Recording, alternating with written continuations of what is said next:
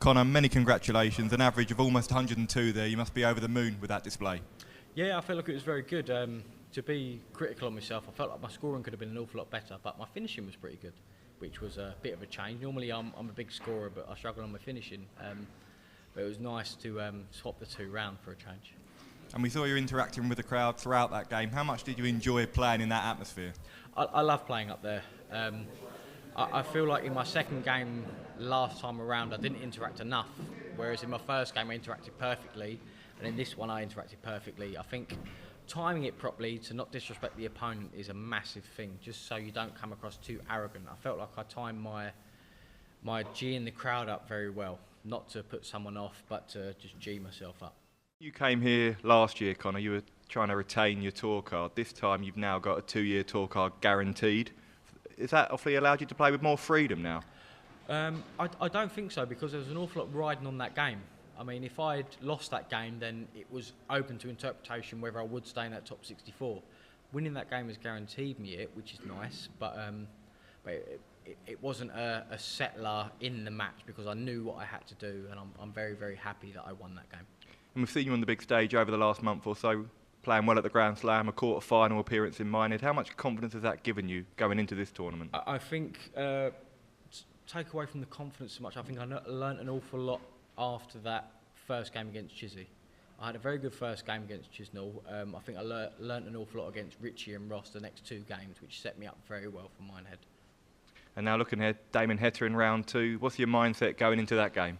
It should be fun. I mean, me and Damo, other than this week running up to Worlds after the draw come out, we were practice partners on the Scolia system, so I could play against each other on the in our practice rooms and things like that. But yeah, it should be a good game. It would be nice to play a friend up there. It would be nice to play a friendly face. Connor, congratulations. You spoke about the previous 2V tournaments. Did those two give you the platform to come here and just be you? I think so. I mean, I've worked an awful lot after that, the Grand Slam defeat, because I did think I was in a good position to get out of the group there.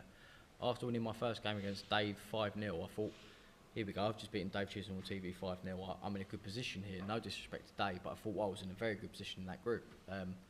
And that got away from me due to a lot of missed darts of doubles. So I've worked an awful lot on my doubles and things like that, and my finishing and just my set-up shots towards the finishing as well, to make sure I'm on something comfortable.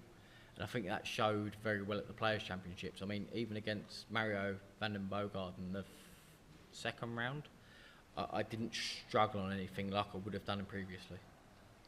Everyone knows how well you've played this year, but coming here this early in the World Championships and putting down a real benchmark, does that send a statement out to everyone else that, hang on a minute, I am here to compete with the very best and can win this? I think it does a little bit. It's nice to have the first 10+ of the tournament, at least I think it is.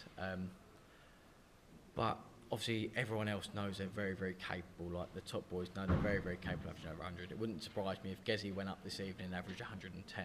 Like, it wouldn't surprise me, but it's very, very nice to have the first one, and hopefully I'm in a few clips at Christmas time. And just looking ahead, obviously, to next year on tour, whether it's whichever way, does this give you the confidence? Because last time that year one cost you, do you feel now so well equipped to go and attack the tour properly? Yeah, I feel like I'm a much better all-round player. To be able to perform well at the World Championships and a few other major tournaments, I feel like I'm a much better equipped player now than what I was previously, which I think will stand me in good stead for next year. Thank you, Phil.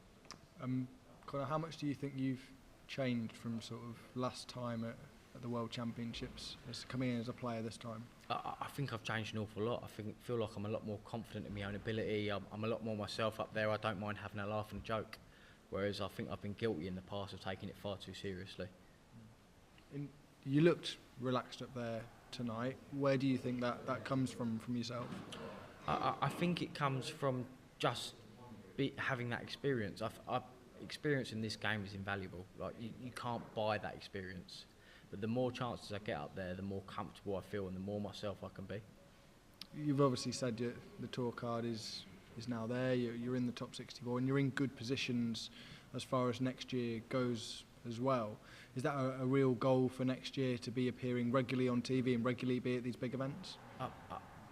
I'm not one of those people that likes to set goals, but I'm in a very good position to make the match play, and that would be nice for me next year.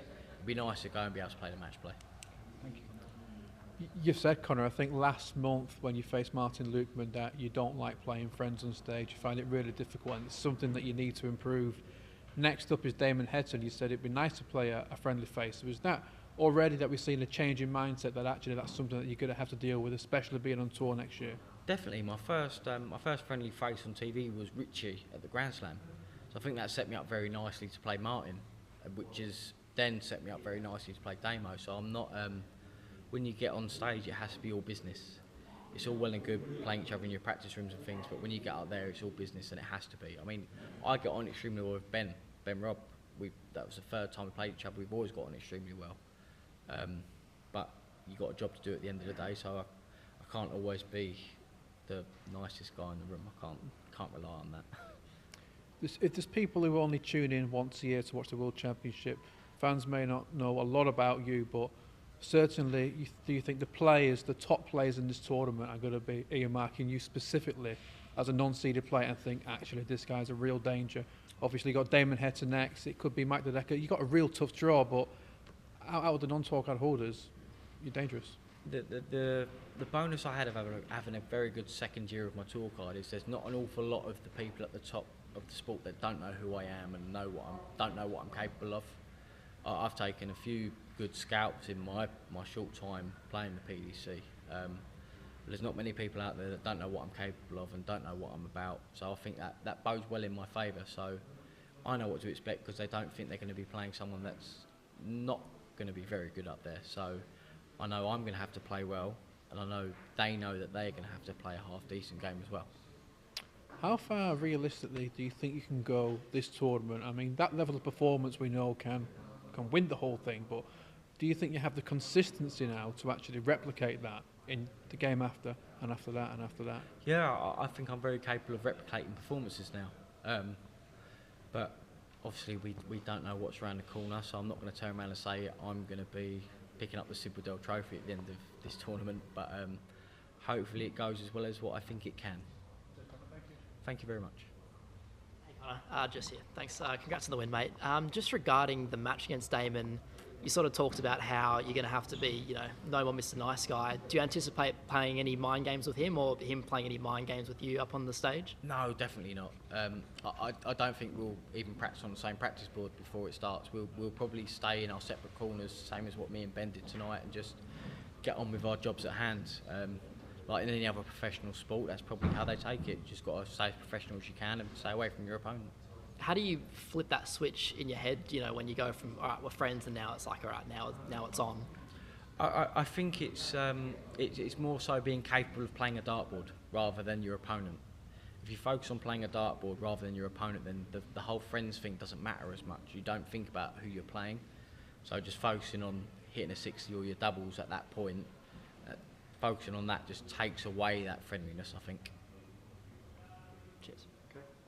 All right, everyone.